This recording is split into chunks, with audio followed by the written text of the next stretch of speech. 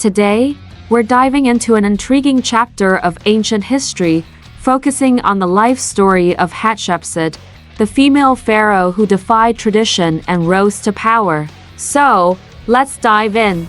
But before we begin, don't forget to follow and subscribe to help us grow our channel. Hatshepsut, the female pharaoh who defied tradition. She was one of the most remarkable rulers in ancient Egypt's long history, stands as a testament to ambition, intelligence, and resilience. She was not merely a queen consort or regent. She took the bold step of declaring herself pharaoh, a title traditionally reserved for men. Her reign, lasting over 2 decades during the 18th dynasty, left an indelible mark on Egypt, shaping its architectural and economic legacy in ways that would influence the kingdom for generations. Her story is one of defiance, brilliance, and mystery. Even thousands of years after her time, historians continue to uncover new details about her reign, her accomplishments, and the forces that sought to erase her from history.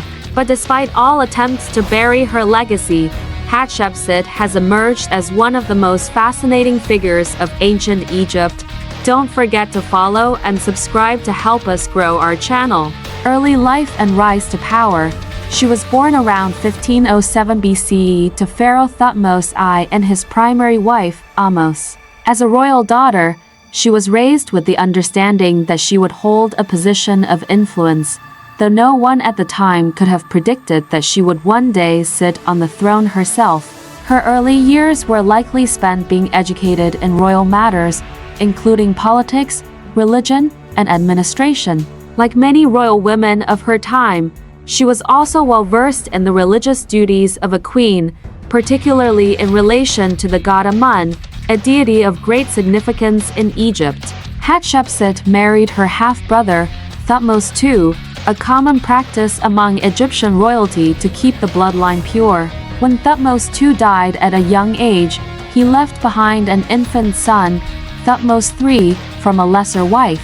Because Thutmose III was too young to rule, Hatshepsut was named regent, meaning she would rule in his place until he came of age. Don't forget to follow and subscribe to help us grow our channel. At first, she governed in a traditional manner, ensuring the young king's interests were upheld. But as time passed, something extraordinary happened. Hatshepsut took full control and declared herself pharaoh, not just a regent, but a ruler in her own right. The bold move to Pharaoh Hatshepsut's decision to take on the full powers of pharaoh was unprecedented. Women had ruled Egypt before, but only as queens or regents. To become pharaoh required a different level of authority, one that was deeply intertwined with religious and political legitimacy. She legitimized her role through a combination of propaganda, divine claims, and skillful governance. One of her most famous tactics was the claim that she was not just the daughter of Thutmose I, but also the divine child of the god Amun himself. This narrative was carved into the walls of her mortuary temple at Deir el-Bahari, showing the god Amun taking the form of her father and conceiving her mother, Ahmose. If the gods had willed her to rule, who could question her authority? Don't forget to follow and subscribe to help us grow our channel. In art and inscriptions, she was often depicted in the traditional regalia of a pharaoh, including the false beard worn by male rulers. Some statues even show her in a fully masculine form, emphasizing her role as king rather than queen. This blending of gender roles was a calculated move. It reinforced her power while allowing her to fit within the framework of Egyptian rulership. For centuries, Hatshepsut's legacy was buried beneath the sands of time. Many of her monuments were destroyed, and her name was omitted from later king lists. It wasn't until modern archaeology unearthed the truth that she was finally restored to her rightful place in history.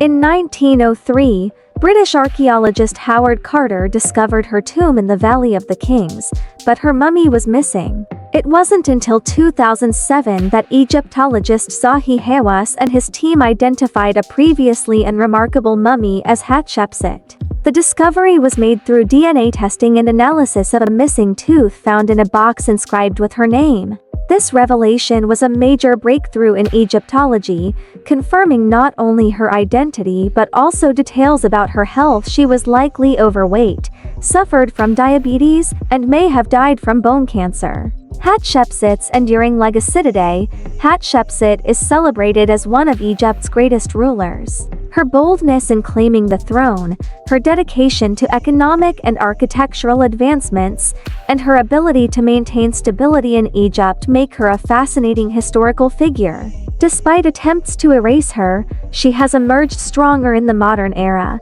her story inspiring scholars, feminists, and admirers of ancient history alike. She proved that leadership was not confined to gender and that determination and intelligence could overcome even the strictest traditions.